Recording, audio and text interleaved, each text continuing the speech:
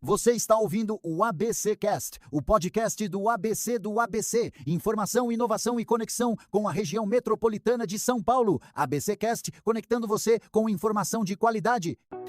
Fala pessoal, hoje é segunda-feira, dia 27 de julho de 2026 e já está no ar mais um ABC Cast, aquele resumão rápido, direto, sem enrolação, para você entender o que realmente importa, seja no ABC, em São Paulo, no Brasil e por que não no mundo. E nesse início de noite a gente começa a semana com o pé no acelerador da notícia desse segundou, não é mesmo? Para organizar esse caos informativo e encerrar o dia sabendo o que foi realmente importante de destaque para você. Eu sou Mariana Fante e divido os microfones, bancadas e opiniões com ele, JP, João Pedro Melo. Fala, JP.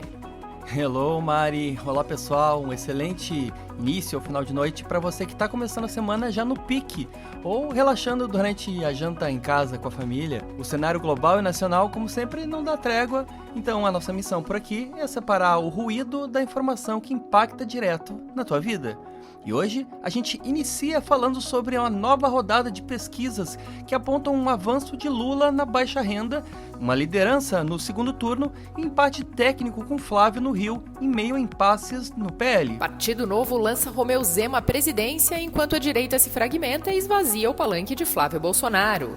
E também falaremos hoje sobre os ataques de Milei que geraram uma crise diplomática com forte reação do Itamaraty, isolando o presidente argentino. Então, por aqui, tu já sabe como funciona. É informação direta, contexto e análise para deixar o cenário muito mais nítido. Então, bora ajustar o volume do café e do fone, porque o ABCcast já está começando. Maravilha, e antes da gente começar com a nossa primeira notícia aqui, eu gostaria de deixar um parabéns especial para uma das nossas ouvintes que completa 51 anos hoje, Paula Rodrigues, JP. Olha só, a mãe que colocou no mundo o nosso maravilhoso editor, é isso?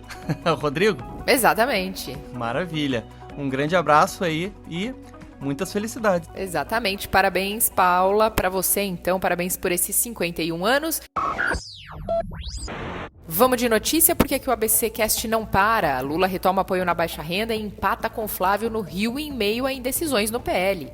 O termômetro das eleições voltou a esquentar com as novas pesquisas divulgadas neste início da semana. No Rio de Janeiro, o reduto bolsonarista, o levantamento Genial Quest mostrou um empate técnico no primeiro turno. Flávio Bolsonaro tem 32% das intenções de voto contra 30% do presidente Lula. Já em um eventual segundo turno no estado, o senador ficaria com 38% contra 35% do atual presidente. Entretanto, no cenário nacional, o levantamento trouxe um fôlego extra para o governo. A pesquisa BTG Nexus revelou que Lula deu um salto impressionante entre os beneficiários do Bolsa Família, passando de 58% para 70% de apoio nas últimas 2 semanas, impulsionado por programas como o Desenrola. Na última sexta-feira, o Datafolha também havia confirmado a liderança do petista no segundo turno contra Flávio Bolsonaro, marcando 48% a 43% no cenário nacional. O levantamento do Datafolha trouxe ainda um dado curioso sobre o que influencia o eleitor brasileiro. A maioria dos entrevistados afirmou que líderes religiosos, jornalistas e influenciadores digitais têm pouco ou nenhum peso na hora de decidir o voto. Enquanto isso, a campanha do PL foca em ataques à primeira-dama Janja nas redes sociais, mirando justamente os gastos do governo como artifício, mas pede cautela aos aliados para não afugentar ainda mais o eleitorado feminino. E para tentar resolver justamente a rejeição entre as mulheres, Flávio Bolsonaro corre contra o tempo para definir quem será a sua vice. Sem o apoio formal do União Brasil e do PP, o nome da vereadora Priscila Costa, do Ceará, ganhou força nos últimos dias. Ela é evangélica, nordestina e aliada próxima de Michele Bolsonaro, o que serviria mais como um gesto de pacificação interna na sigla e que planeja fechar a chapa até o início de agosto. E, Mário e ouvintes, as pesquisas demonstram que o eleitor está com os pés no chão. A repercussão do Lula no Bolsa Família provam que maior parte dos eleitores prefere comida na mesa e entendem que importa infinitamente mais do que qualquer tipo de guerra cultural na internet. Nas estratégias dos candidatos, enquanto o Lula busca avançar no aquele chamado alívio de dívida, a campanha de Flávio está apostando no ataque da primeira-dama e tenta improvisar um nome para a vice-presidência que sirva de curativo para, pelo menos, pôr um fim naquele casos de família dos bolsonaristas. O eleitorado já deu o recado pelo Datafolha. Não é o pastor, não é influenciador e nem extremismo que decide em eleição. O que realmente decide é quem apresenta projeto real e uma campanha pautada não só em ressentimento e isolamento.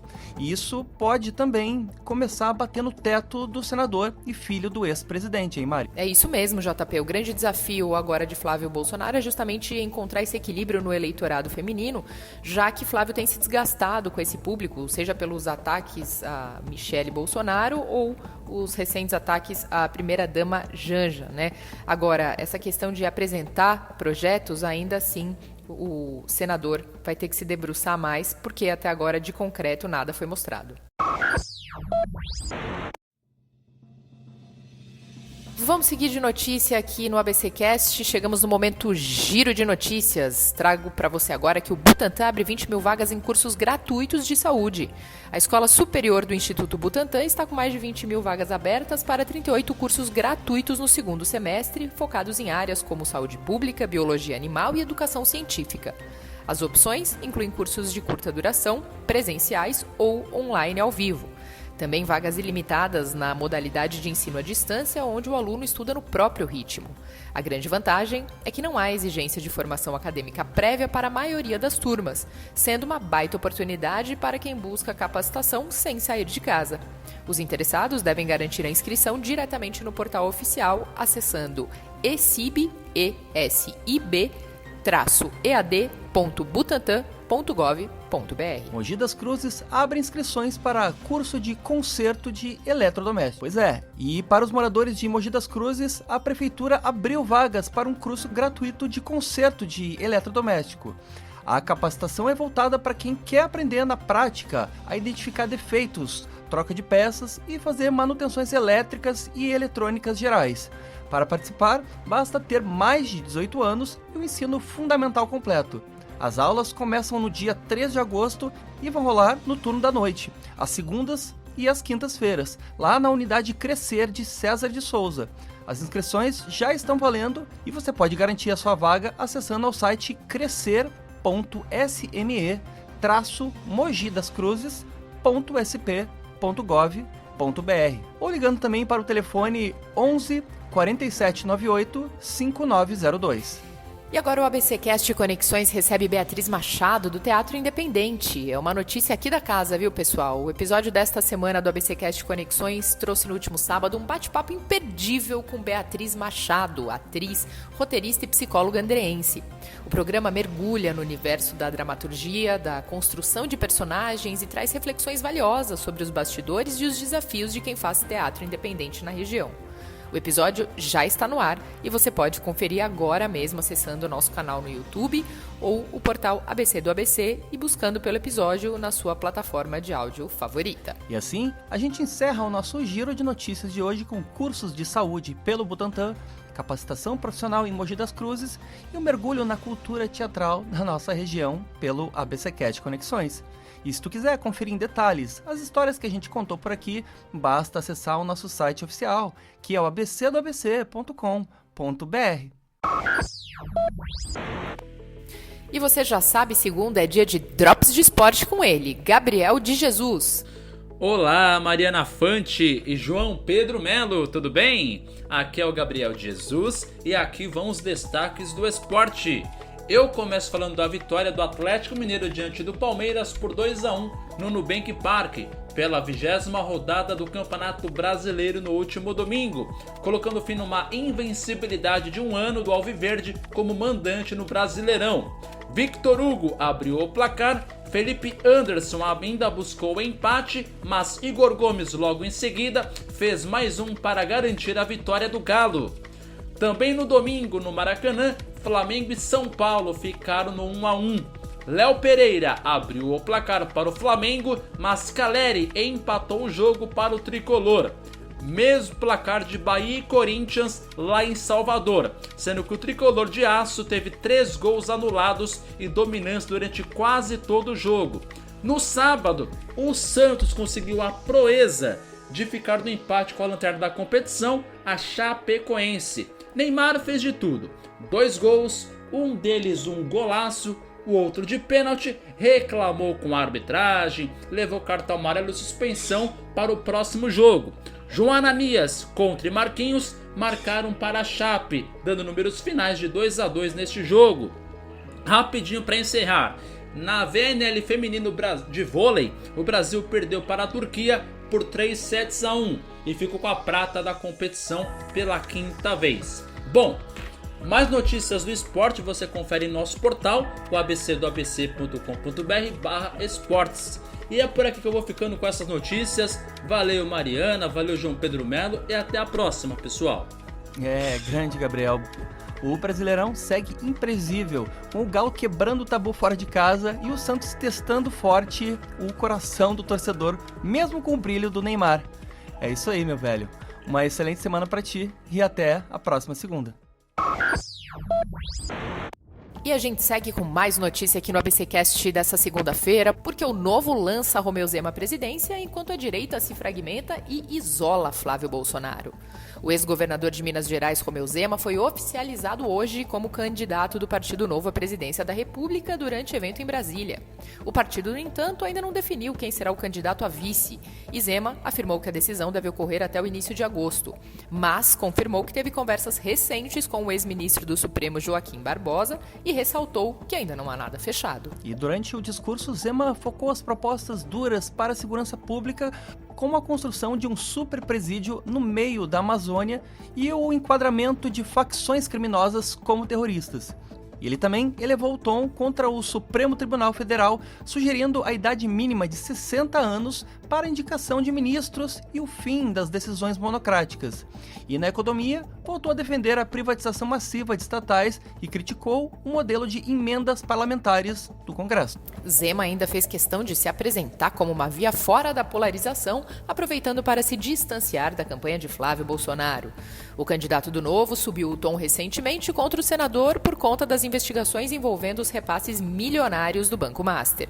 Enquanto isso, o governador Ronaldo Caiado também foi oficializado candidato pelo PSD de Dado neste domingo, prometendo foco total em propostas e alfinetando a falta de projetos de Flávio Bolsonaro e Lula. E a pulverização dessas candidaturas expõe o esfarelamento da base de direita no país, com Zema e Caiado no páreo e o Centrão optando pela neutralidade, liberando apoios regionais. O isolamento de Flávio Bolsonaro fica cada vez mais evidente. Sem o apoio de legendas como PP e União Brasil, o senador bolsonarista caminha para uma chapa puro sangue, com pouquíssimo tempo de televisão, dependendo exclusivamente da bolha mais radical para seguir se mantendo firme na disputa. Mari e ouvintes, a direita brasileira virou um arquipélago de vaidades. Zema tenta vestir o terno agora da moderação, mas recicla o velho populismo punitivista prometendo prisões na Amazônia e atacando instituições para surfar naquela onda de sempre, o extremismo. Enquanto Caiado e o Zema pulverizam os votos da direita, Flávio acaba colhendo exatamente o que ele plantou, o isolamento.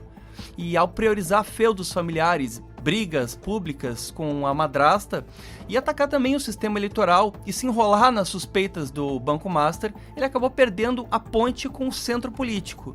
A fragmentação do palanque conservador demonstra que o extremismo está se cansando dessas legendas tradicionais e entregando para o eleitor uma corrida presidencial onde quem não sabe construir ponte acaba naufragando sozinho na própria arrogância, Mari. Olha só, JP, geralmente as pessoas falam que o segundo turno zera as urnas, né? Então, ou seja, quem saiu na frente no primeiro turno, quando entra-se no segundo turno, essa vantagem ou desvantagem desaparece. Mas o fato é que, nesse caso, a direita tem demonstrado que está disputando o mesmo público, não é mesmo? A tal terceira via está difícil de aparecer, ou pelo menos o público está difícil de identificar aí para o eleitorado quem seria, de fato, essa terceira via, né? Aparecem aí alguns candidatos trazendo novas propostas, dizendo que o que importa não são propostas e não a polarização, mas a gente sabe que acabam ficando muito mais para um espectro à direita, digamos assim, de toda essa política. E quem acaba saindo beneficiado de toda essa história é o candidato da esquerda, no caso, o atual presidente Luiz Inácio Lula da Silva.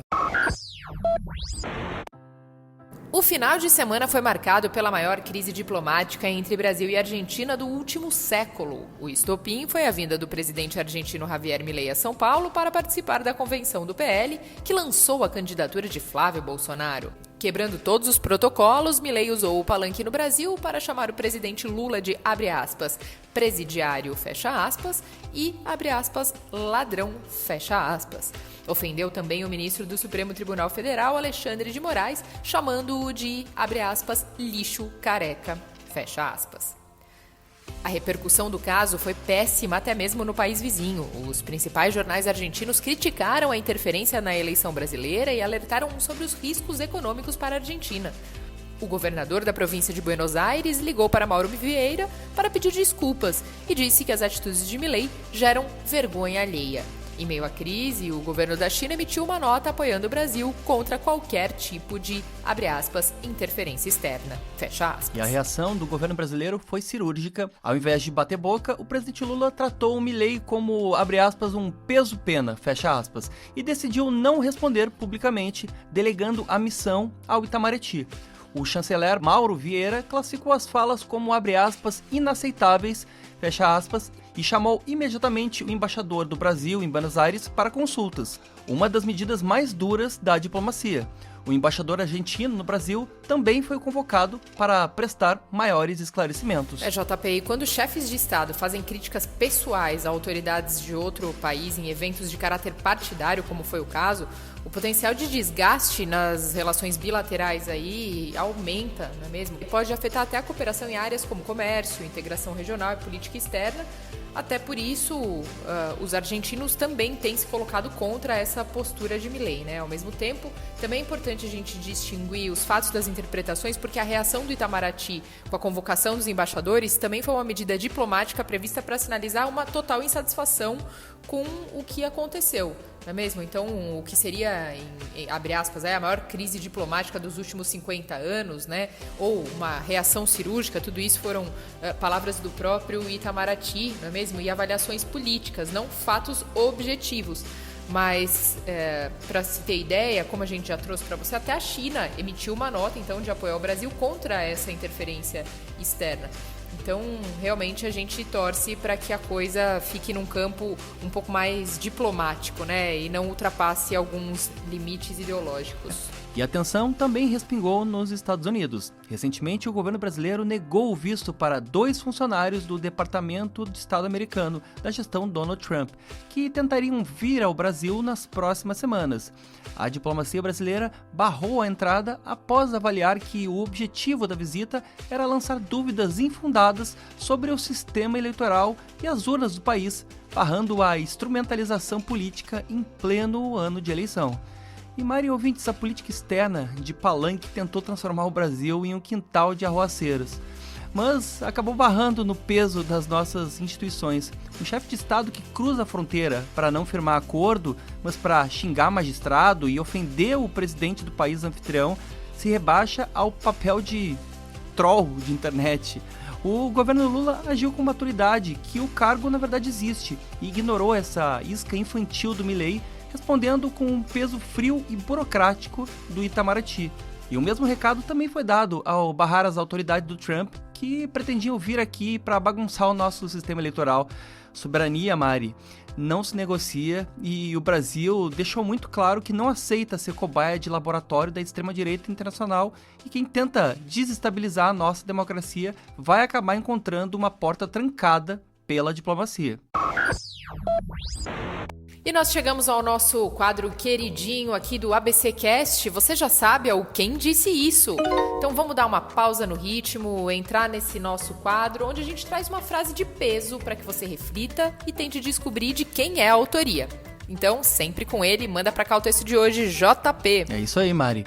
E a frase de hoje é meio que um lembrete poderoso de que ninguém constrói nada sozinho, seja na vida, na política ou mesmo na diplomacia. Então, ouve só. Nenhum homem é uma ilha isolada em si mesmo. Cada homem é um pedaço do continente, uma parte da terra firme. Repetindo, nenhum homem é uma ilha isolada em si mesmo. Cada homem é um pedaço do continente, uma parte da terra firme. E aí, Mari, será que tem como adivinhar quem é o autor dessa reflexão atemporal? É isso aí, JP. A frase é muito famosa, né? E a dica é de que é de um poeta inglês. Essa visão genial inspirou até o conceito moderno de interdependência global, provando que o mundo está totalmente conectado. Essa frase clássica é de John Donne. Ele cravou essa ideia para nos lembrar que o impacto de qualquer ação é sempre sentido por todos os lados e que tentar agir isoladamente é um erro, como a gente pode aplicar nesse caso que acabamos de comentar aqui no ABCcast do presidente argentino Javier Milei na convenção do PL. É, perfeito, Maria, exatamente isso. Seja na diplomacia ou nas acusações do Donald Trump, ou as ofensas, como tu trouxeste, do Milei, exigem sim que o Brasil defenda a sua soberania com o peso do Itamaraty, provando que essa agressividade só serve para destruir pontes de cooperação regional. Na política interna, o peso também de tentar ser uma ilha já tem afundado campanhas como as de Flávio, do Zema e também o Caiado. O trio está com os projetos estagnados ou isolados justamente pela essa falta de união e por priorizarem radicalismos ou mesmo vaidades. Ninguém vence eleição sozinho. E até por presidente Lula, que volta a crescer nas pesquisas, o sucesso não é garantido se lá fora o cenário for de guerra e instabilidade. O Brasil não é uma ilha e a nossa força depende totalmente das nossas alianças e instituições. E para você nunca ficar isolado nos fatos, acompanhe a nossa cobertura completa aqui pelo ABC do ABC. É mais ou menos por aí, Mari? Totalmente por aí, JP. E é com essa baita reflexão que você trouxe hoje que a gente fecha a conta de mais um ABCcast, mas a gente só tá começando a semana. Então vale lembrar que além da nossa companhia aqui de segunda a sexta-feira, você também pode curtir o ABCcast Conexões aos sábados, o Cine ABC Metrópole toda sexta-feira. E lembrando que nós estamos em todas as principais plataformas como YouTube, Spotify, Deezer, Amazon Music e Apple Podcast. É só nos buscar e dar o play. E como sempre, se esse episódio fez algum sentido pra ti, compartilha com alguém que também gosta de se manter muito bem informado sem enrolação.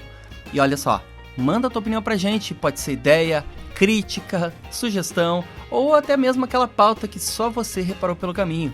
A gente adora trocar essa ideia contigo, então já aproveita para seguir a gente lá no Instagram. É o ABC do ABC _oficial, porque tu já tá mais do que avisado. A nossa conversa não termina por aqui. E lembrando que se você gosta de ficar atualizado como o JP disse, é só você acessar o site abcdoabc.com.br. Lá tem sempre notícia bem fresquinha. E antes de fechar, a gente sempre deixa aquele nosso abraço pra ti que tá na correria no final do dia ou aproveitando em casa aquela pausa muito merecida. Pra gente é uma honra ter a companhia da audiência de vocês desse lado do fone. E como eu disse, a semana tá só começando, amanhã estamos de volta com mais notícia, contexto e café, sempre no mesmo compromisso de sempre. O dia seguimos juntos, com firmeza e muita leveza. Isso aí, então até amanhã. Tchau, tchau. Tchau, pessoal, até a próxima. Este podcast é uma apresentação do portal ABC do ABC. Apresentação: João Pedro Melo e Mariana Fante. Edição: Rodrigo Rodrigues. Roteiro: João Pedro Melo. Direção: Tiago Quirino. E direção-geral: Alex Faria.